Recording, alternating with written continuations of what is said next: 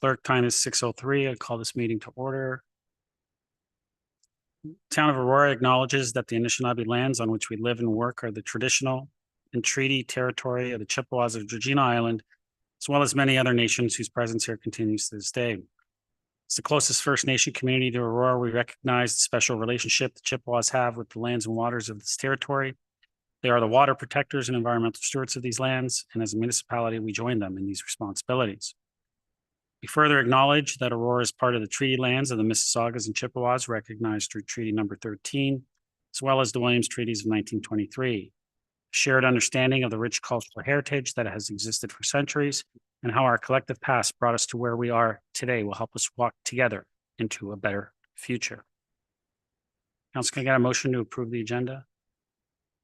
Councilor Reese, Councilor Gallo, comments, questions? Call the vote. We're on E-Scrap. Mr. Clerk, mine's not working, so I'll just say my vote. Emily, I'm a yes.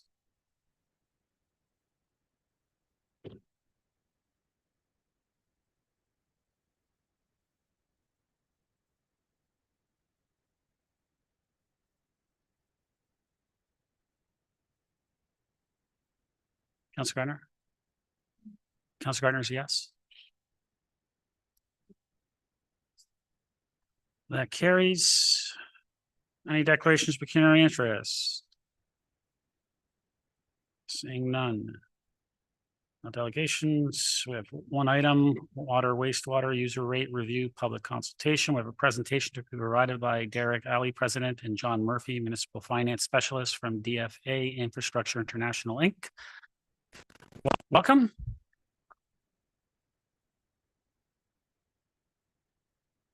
Good evening, everyone. And I guess what we'd like to do today is go through a few items on your current rate structure and just talk a little bit about what some options might be for the rate structure going forward.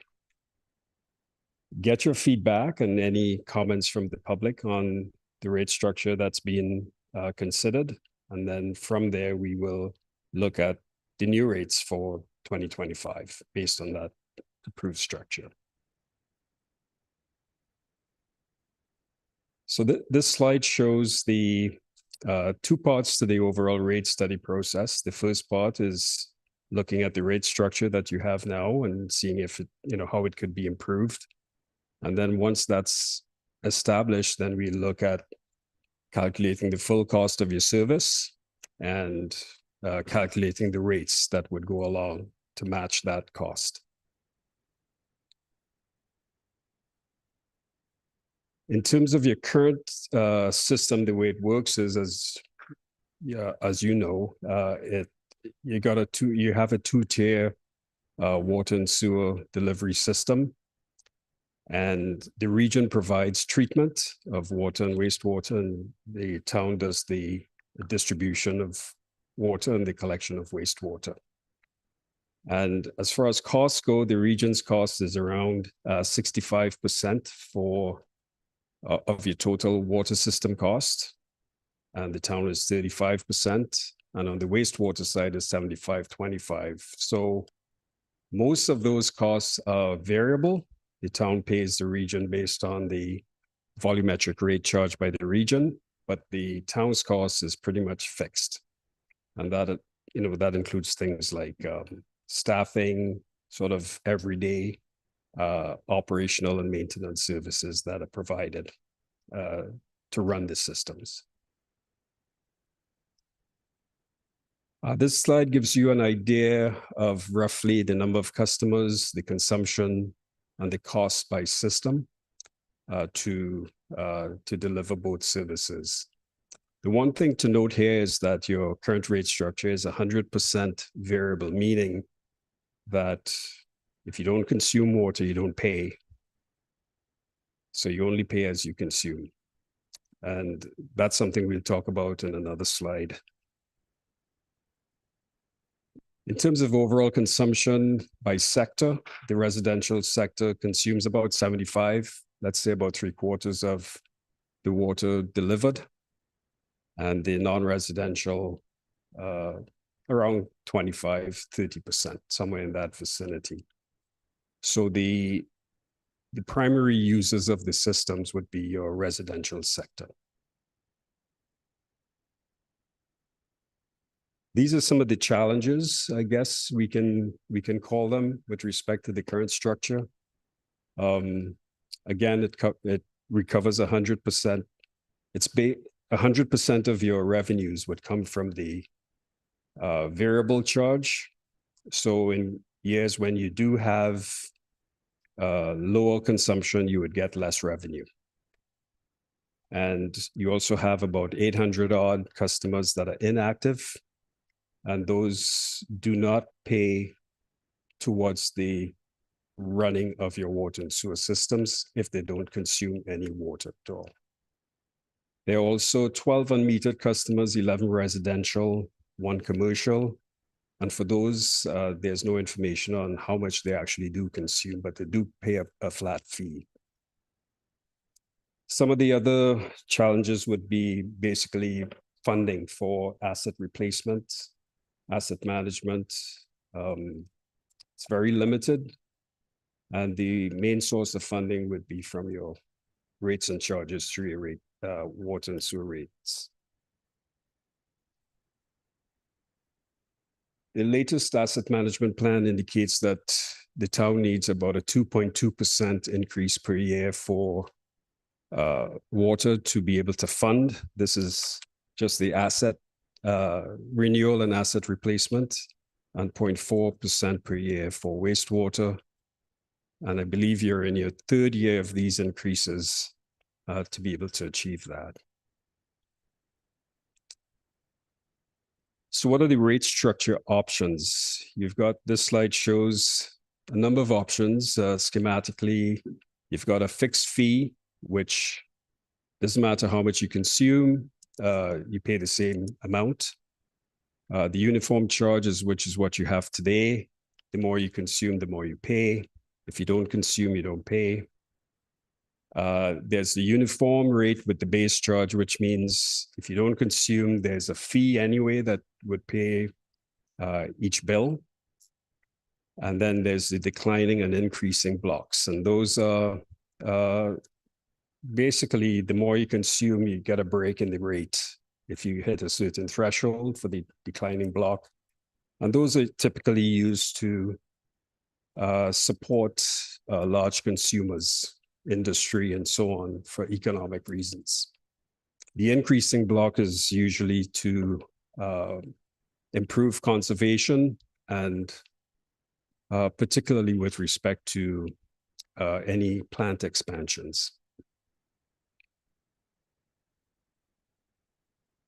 So what we've done is we've looked at the different rate structures in light of these guiding principles. And I have to say that these are all, there's no one, let me just say that it's a trade-off among these principles. If you pick one, you go a certain distance and you trade off against the other. There's no correct answer for each one of these, but you look at it as a whole and see what's the best fit for the town. The key note here is revenue stability, which is you want to make sure that the risk of running deficits is minimized. And basically, the approach to doing that is to match your rate structure with your cost structure. And as indicated before, your fixed costs are around 30% if you combine both water and sewer.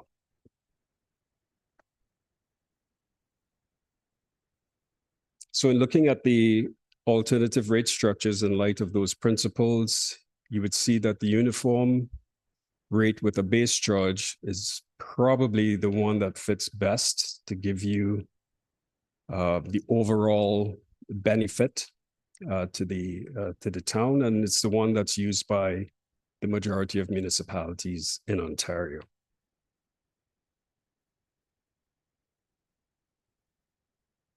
So in the case of the town, we've looked at And this is, again, just looking at the rate structures. We're not looking at rates until the rate structure is determined. So we've looked at three options. The first option, of course, is what you've got today, which is 100% volumetric. The second option is looking at 50% of your fixed cost as being a fixed charge. And the third option is looking at 100% of your fixed cost as being a fixed charge. So the idea, again, is to match your, have your rate structure mirror your cost structure so that you'd be guaranteed a certain level of revenues each year.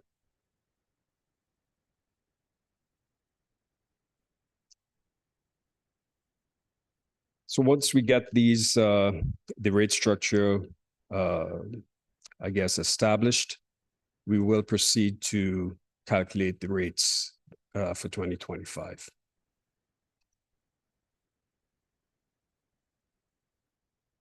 So the revenue required under each structure is shown on this slide. And the keynote here is that they all generate the same, are intended to generate the same revenue. The only difference is that as you go look at options 2 and 3, you will see that you have about 2 million under option 2 coming from a fixed charge, and around 4.8 million for water and sewer from the volumetric charge.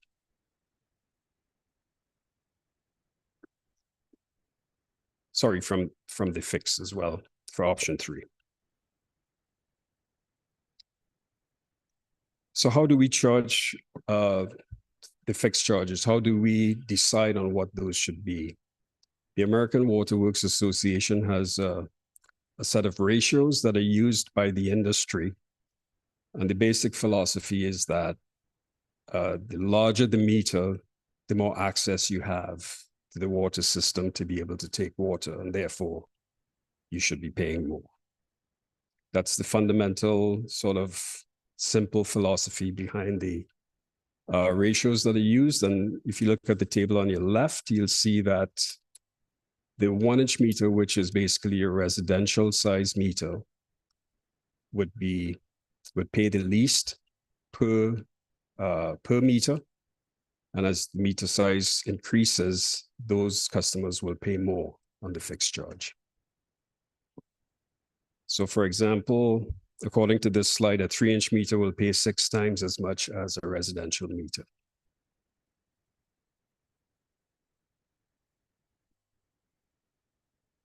So what we've done here is we've looked at, for options 2 and 3, establishing the fixed charges according to the AWWA meter ratios.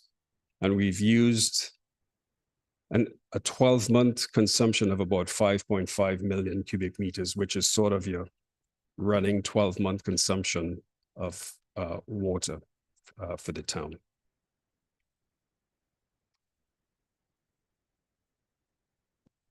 We've also converted all of the meters to the equivalent residential meters. So you've got about 18,000 water meters, which converts to about 19,000 equivalent residential meters to do the calculation of the fixed charge.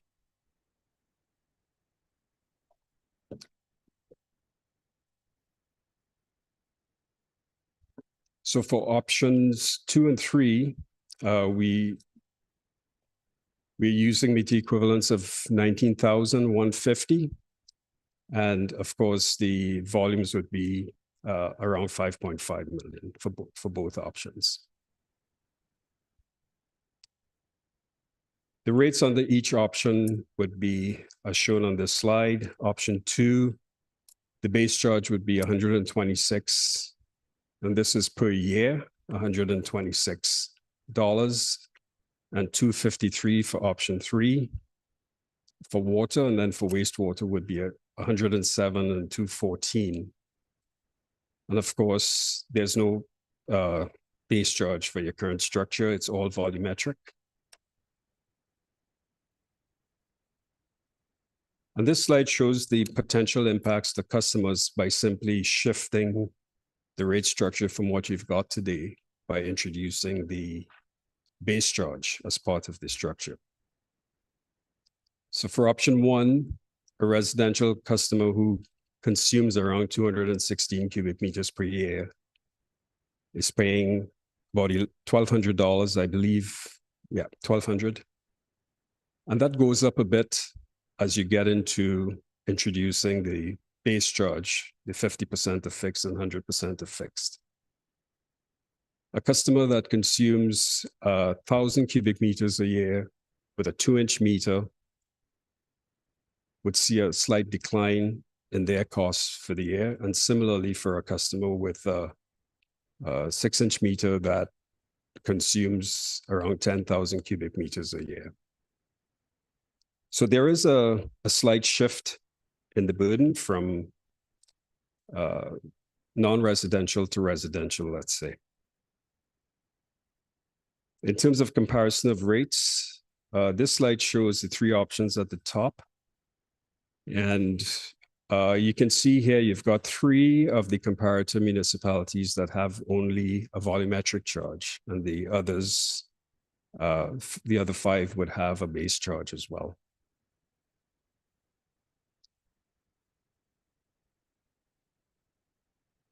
This slide shows what the average customer, the residential customer, would pay annually for water and sewer. And on average, it's about $1,400 a year across the comparator municipalities. And you can see options 1, 2, and 3 are below that. A couple of the considerations. As mentioned, you've got about 800 inactive customers.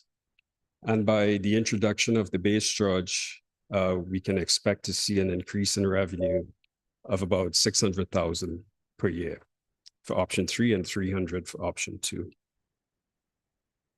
And the next steps, hopefully we can get some comments back on what we've presented today. And from there, the rate structure will be considered and approved. And then after that, we look at calculating the rates and bring that back to council for approval in time for implementation in May of 2025. If there are any questions, we'd be happy to answer them, Mr. Mayor. Thank you, Derek. Council, the recommendations that report number FIN 24-017 be received. And 2, that any new comments, questions, and suggestions arising from the public meeting be referred to staff for consideration. Someone want to move that recommendation? Councilor Gallo, Councilor Weiss. Any comments or questions to the presentation or to the report? Councilor Gallo. Thank you. Thank you for the presentation. First, I'll just generally, how did we let the public know about this public meeting? I don't know whether the people in the audience are here for this specific meeting, but I'm curious to know how we let the public know. Does anyone? Ms. Wainwright Vancus. Through you, Mr. Mayor. So there was the agenda that went out, and there's also advertising on social media. So we did try to get the word out as best we could through different channels. Okay. Councilor. It's not the most exciting topic, but you know. So can I assume through you, Mr. Mayor, that the rate of consumption in option 2 and 3 would go down in order to achieve the same income? Eric? Through you, Mr. Mayor, yes, that's correct. Council. Go ahead. So is the majority of the difference in revenue from those 800 or so meters that are not using water but will have a base charge to them? Derek? Through you, Mr. Mayor, I think we didn't actually calculate how much they would contribute to your revenues, but what you would see that you don't have today would be an additional 300,000 roughly, or 600,000, depending in annual revenues, depending on the option, if it's option 2 or 3. Council? And just if someone, I'm not sure who, maybe yourself, just could explain those 800 meters that are out there but are not using water. Why do we have them, and what would be the impact to those either residents or commercial? I'm not sure what they are. If all of a sudden, on a monthly basis or on whatever the frequency is, get a charge where they didn't have a charge before. I mean, if I was them, I would say, well, I don't consume water, and I don't want the meter, and obviously I don't want the charge. Ms. Wainwright Van Kessel? Through you, Mr. Mayor. So these accounts where there's no water being read, they can account for multiple different things, including vacant homes. They could also account for where there's been issues with the actual meter. But in a situation where a home exists, then that property owner should be responsible for paying for their fair share of the infrastructure cost. And that's why the infrastructure cost is part of the fixed charge, because otherwise it's putting the burden of the infrastructure and maintaining it so that there is infrastructure in place to be able to provide water on all the others that are paying for the volumetric charge at this time. Councilor? So is it an equity thing in addition to the fact that we may not be generating enough revenue to compensate for the cost of the infrastructure? Ms. Wainwright Van Kessel? Through you, Mr. Mayor, yes, it is an equity thing to make sure that every property owner that consumes water is paying for their share of the infrastructure.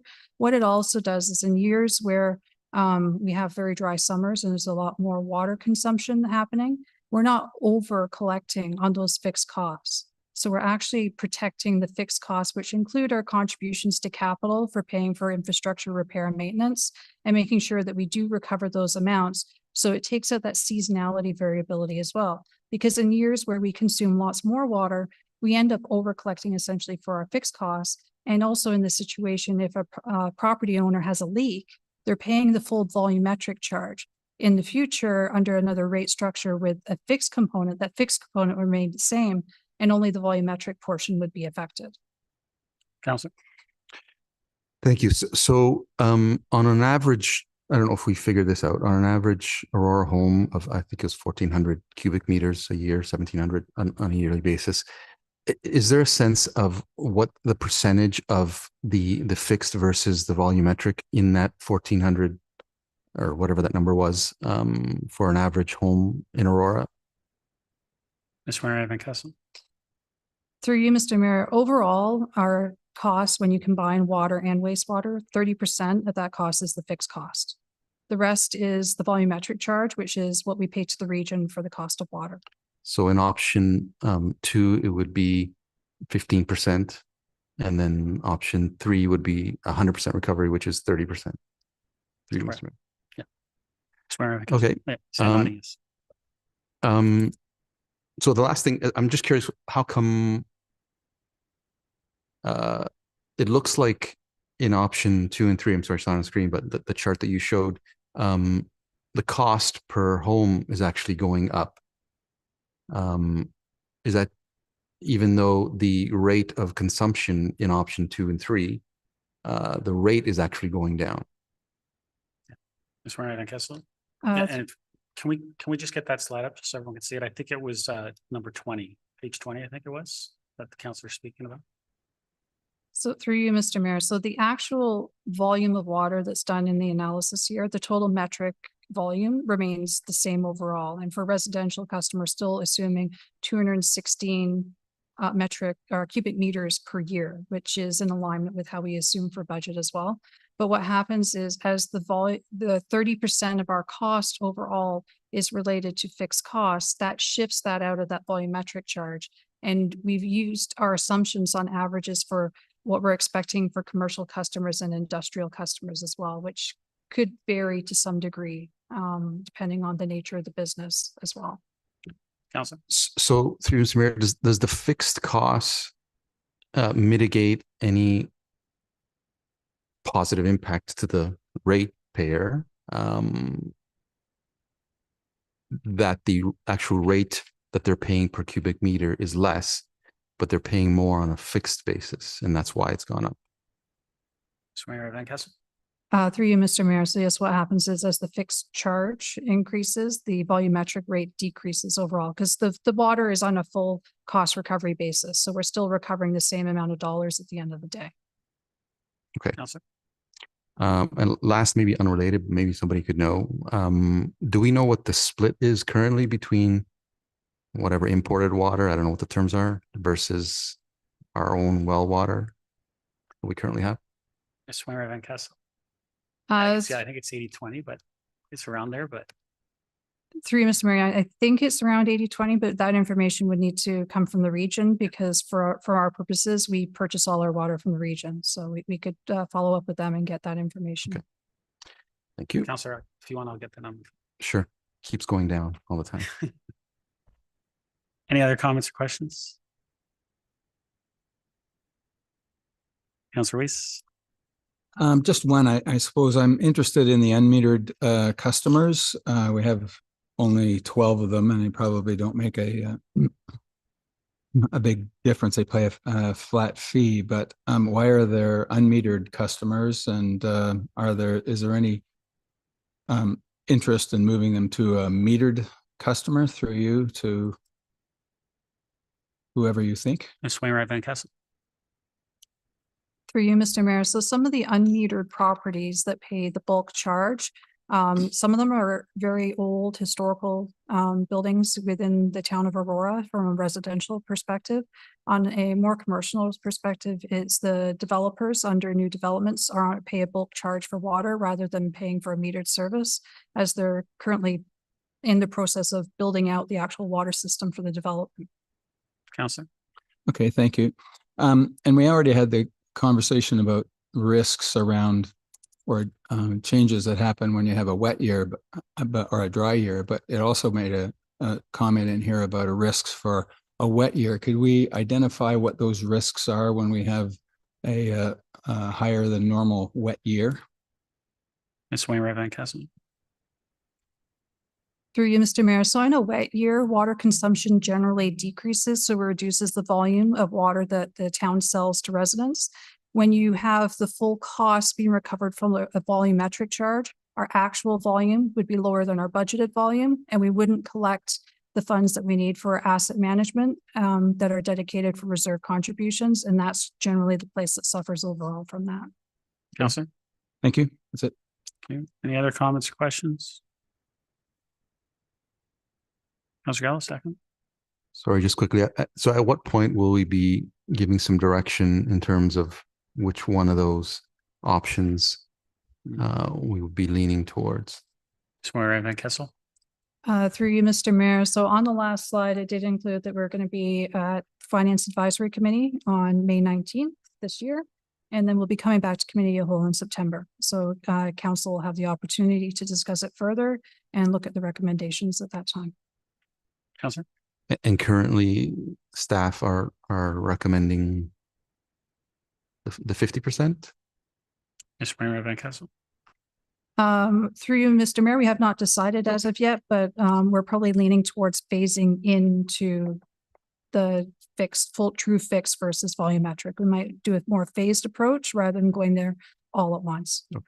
Counselor? Thank you. Any other comments or questions?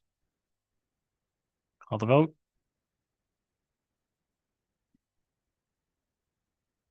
Eliana, yes. No.